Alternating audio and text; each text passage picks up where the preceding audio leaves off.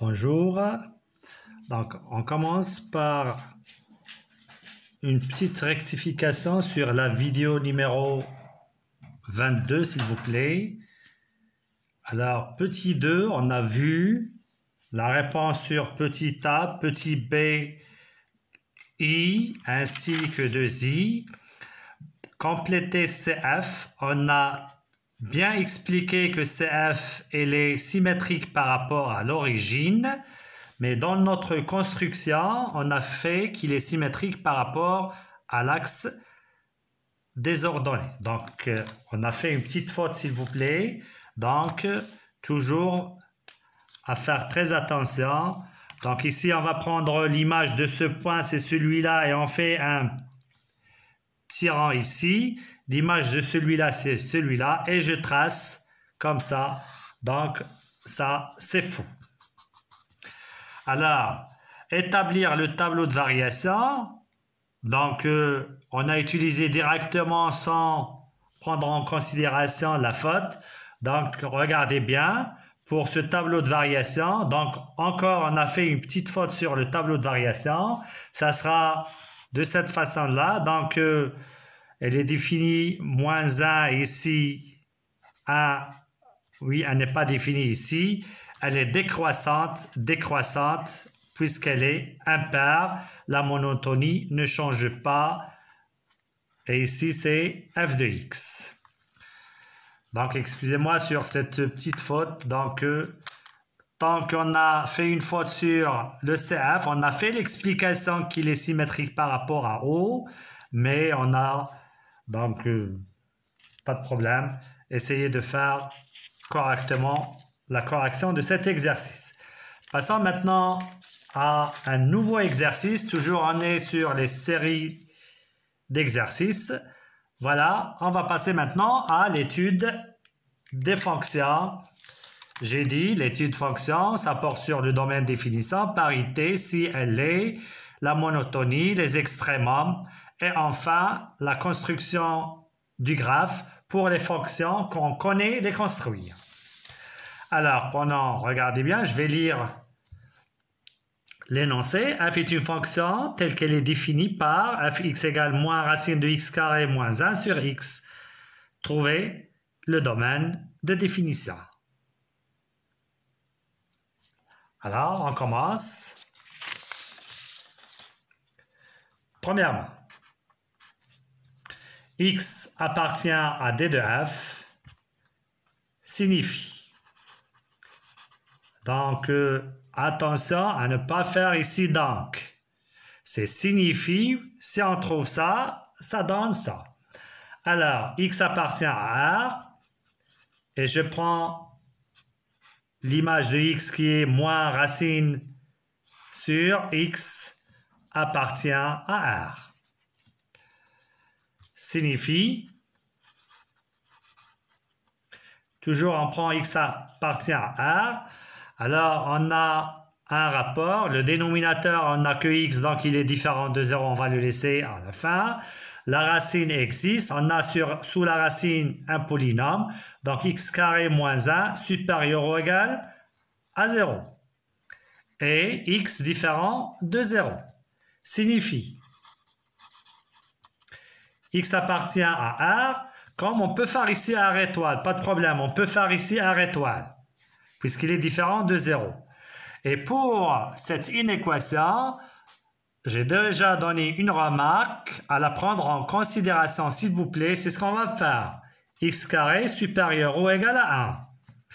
Ou bien, vous pouvez prendre x carré moins 1 égale 0 et vous étudiez le signe dans un tableau et à déduire le domaine de définition. X appartient à R étoile.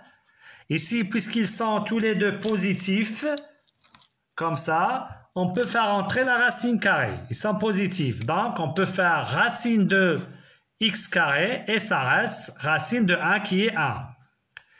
Signifie, x appartient à R étoile.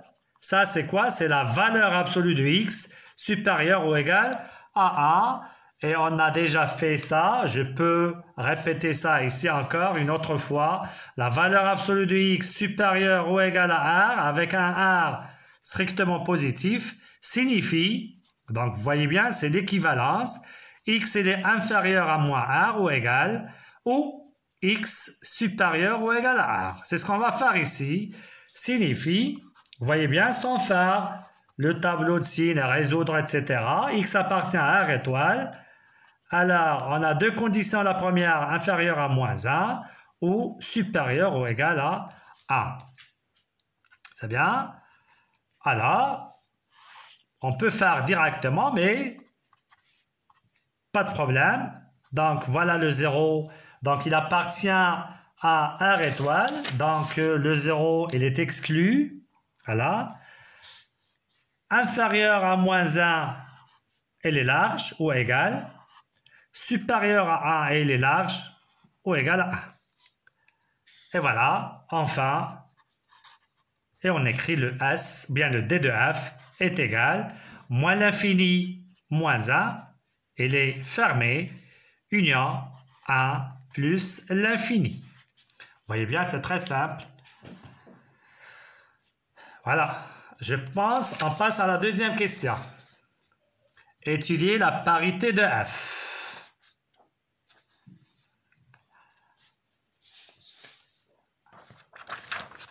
Alors, la parité de F porte sur deux conditions, donc c'est deuxièmement.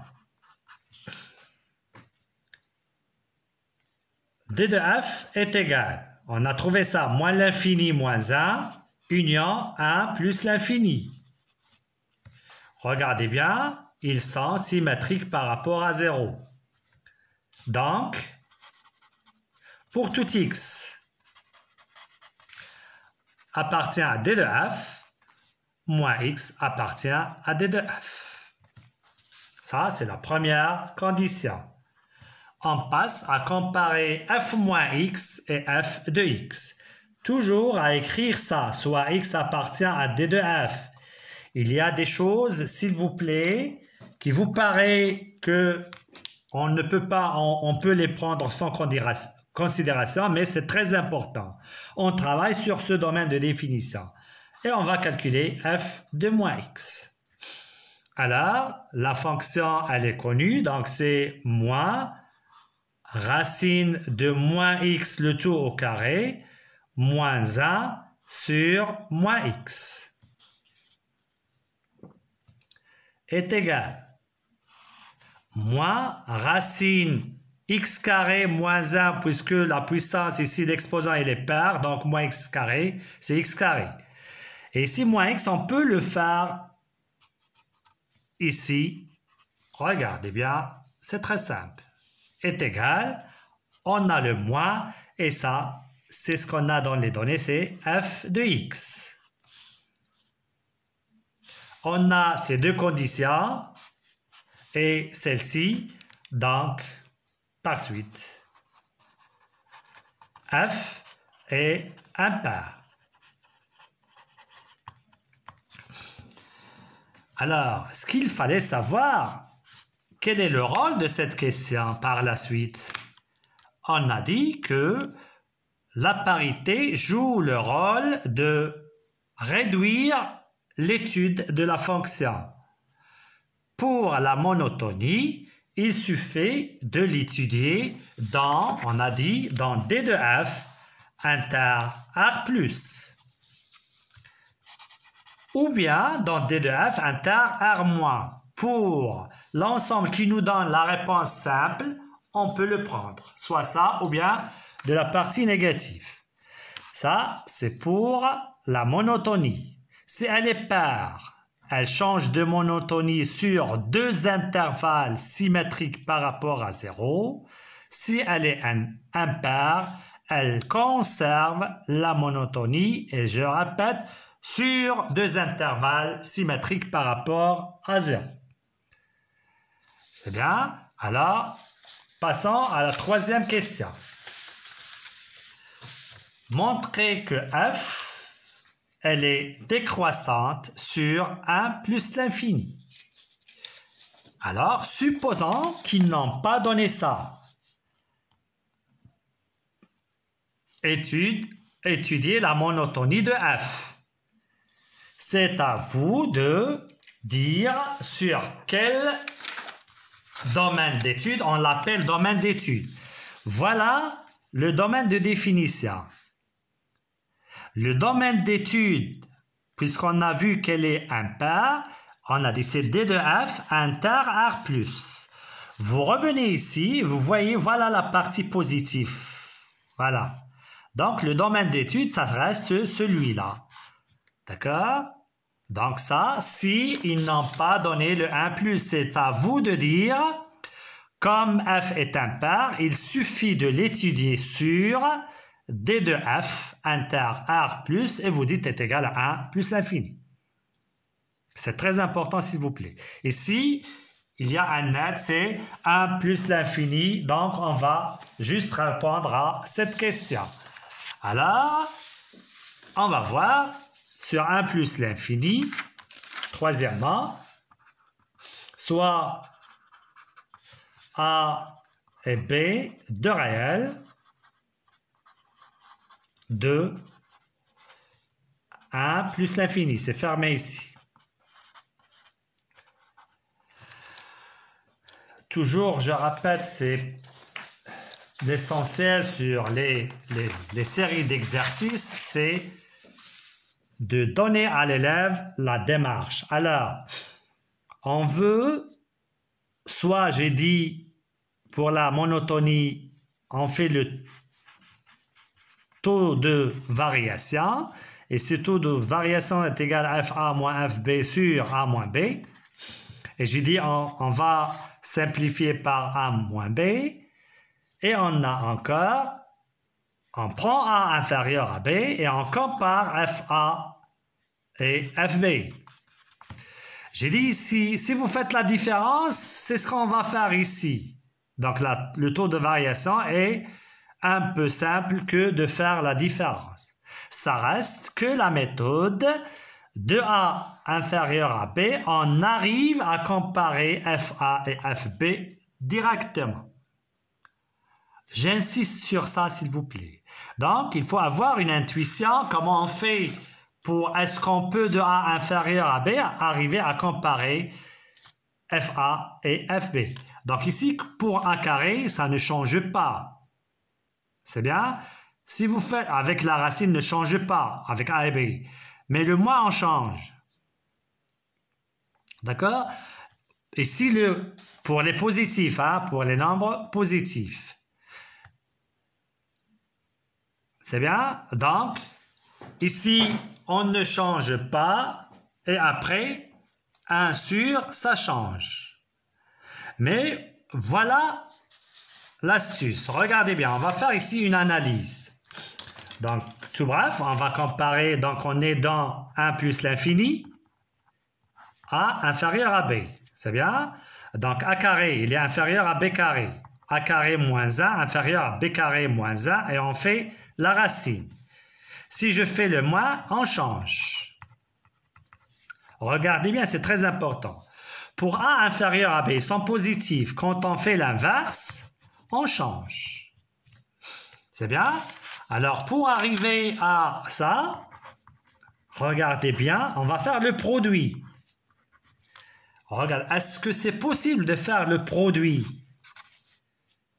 On a le même sens. Mais celui-là, comment il est? Regardez bien, il est négatif et celui-là, c'est positif. Donc, c'est ça, les fautes commises par, disons, une marge des élèves. C'est bien? Donc, c'est faux. Donc, on ne peut pas faire cette méthode-là. Et de même si on prend les négatifs. Donc, c'est ça les astuces où il faut travailler un petit peu. Donc, on va passer au taux de variation. C'est mieux. C'est bien. Alors, je continue ici. Pour le taux d'accroissement, on va prendre tel que A différent de B. C'est très important, A différent de B. Et on va calculer le taux T, F de A et B, ou bien X1, X2, etc. Alors, la définition nous donne, c'est FA, on va écrire tout, moins FB sur A moins B, est égal. Alors, ça c'est FA moins FB multiplié par 1 sur, on va le laisser à la fin, on va faire FA moins FB. C'est quoi FA? C'est moins racine A carré moins 1 sur A. Moins FB, moins ça revient plus racine B carré moins 1 sur B. Et ça, c'est fois 1 sur A moins B. C'est pour garder un peu, ou bien gagner un peu de place. Signifie, ou bien égal, on va calculer ça et on va laisser ça. J'ai dit le but, c'est à la fin d'exprimer A moins B. Si ce n'est pas ça le but, on n'a qu'à regarder la définition FA moins FB directement. On distingue le signe pour comparer FA et FB. Alors, regardez bien ici, le même dénominateur, c'est AB. Voilà. Et on va multiplier ça par ça. Plus A racine de B carré moins 1 fois toujours 1 sur A moins B est égal. Alors, regardez bien, on a des racines. Le but, c'est de simplifier ce qu'on a ici par A moins B, plus ou moins. Comme je peux simplifier par racine de A moins racine de B. J'ai parlé de ça dans les vidéos précédentes. Alors, on pense au conjugué de cette partie-là. Alors, on commence par celui-là, moins. Donc, c'est ça, moins B racine. Et on pense au conjugué de celui-là. C'est quoi le conjugué? C'est A racine de B carré moins 1 plus B racine de A carré moins 1. Vous pouvez écrire directement AB et on multiplie par le même nombre qu'on a fait en haut. Fois 1 sur A moins B. Vous allez voir, à la fin, on va simplifier. Égal. Alors, c'est A carré moins B carré. C'est ça au carré moins ça au carré. Ça au carré, c'est quoi? C'est A carré fois B carré moins 1. Moins ça au carré, c'est B carré, facteur de A carré moins 1. Et ça reste toujours A moins B, AB facteur de ce qu'on a ici.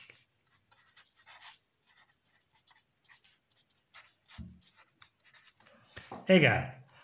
On va développer A carré B carré moins A carré B carré plus B carré. Tout, donc toujours AB facteur de A racine B carré moins 1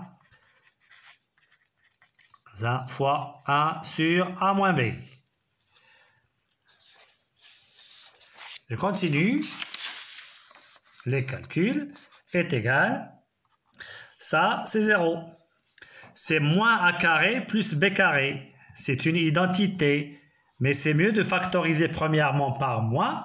Ça reste A carré moins B carré qui est A moins B facteur A plus B. Vous voyez bien la simplification. C'est ce qu'on cherche pour simplifier à l'écriture et ça nous donne facilement le signe de ce taux de variation. Donc, hop, est égal moins A plus B, AB, facteur de A racine de B carré moins 1, plus B racine de A carré moins 1. On a simplifié par ça.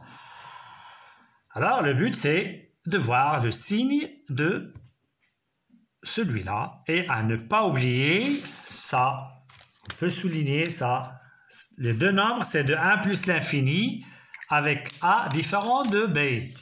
Alors, ça, il est positif, supérieur à 1. Positif, la somme, il est positif. A positif, B positif, ça c'est positif. Il nous reste ici négatif. Donc, directement, vous faites comme ça. Et on a strictement, d'une part, puisque A est différent de B, même si on a A moins, d'accord? Donc, A différent de 0, bien, si on a ici 0 plus l'infini, si on a A et B 0 plus l'infini, on peut avoir ici A plus B 0, mais comme A est différent de 0, c'est strict. Enfin, et c'est ça, F est strictement décroissante sur A plus l'infini. C'est ça la question numéro 3. Il faut répondre aux questions comme donné dans l'énoncé. Alors, regardez, dressez le tableau de variation de f sur le domaine de définition, s'il vous plaît, sur D de f. Maintenant, on a la monotonie sur 1 plus l'infini. Et nous, on veut sur le domaine de définition. Le domaine de définition, c'est quoi? C'est moins l'infini moins 1, union, c'est ça. On a la monotonie sur ça, donc c'est simple à la déduire ici, puisqu'elle est impaire. Et après, on fait le tableau de variation. Alors, on passe à quatrièmement, point. F est strictement décroissante sur 1 plus l'infini. Et comme f est impair, alors f est strictement décroissante sur le symétrique de cet intervalle, c'est moins l'infini, moins 1. Enfin, le tableau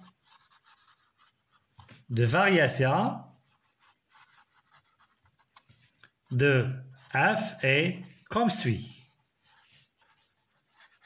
Et vous faites le tableau de variation moins 1, 1, moins l'infini, x, f de x, plus l'infini, et vous faites, ici, elle est décroissante, elle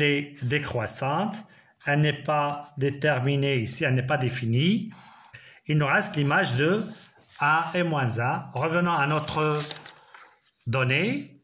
Donc, c'est 1 moins 1, c'est 0. Sur 1, c'est 0. Donc, on fait ici 0. Et ici 0. Voilà.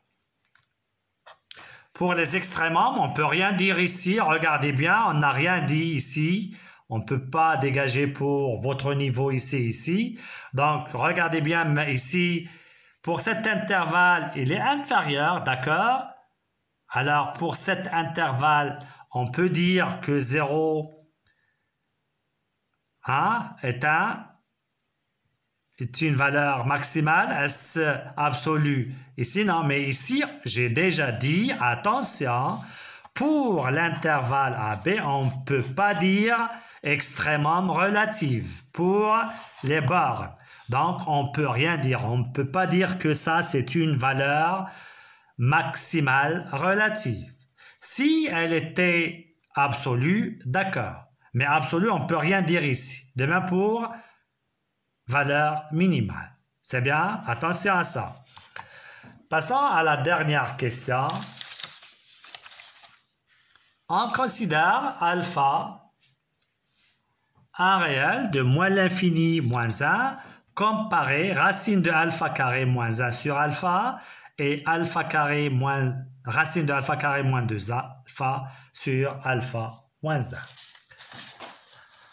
Alors, essayez de bien. Donc ça, c'est une étude de ce qu'on a fait en haut. Ils ont donné une comparaison de deux nombres, mais il fallait prendre en considération ce qu'on a fait avant.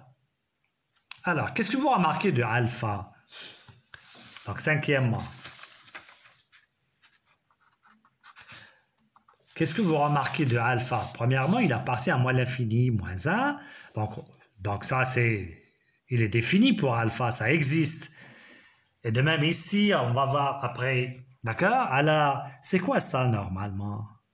Donc, alpha, j'ai dit appartient à moins l'infini, moins 1. C'est-à-dire alpha, il est inférieur à moins 1 ou égal. Alors, qu'est-ce que vous dites de ça?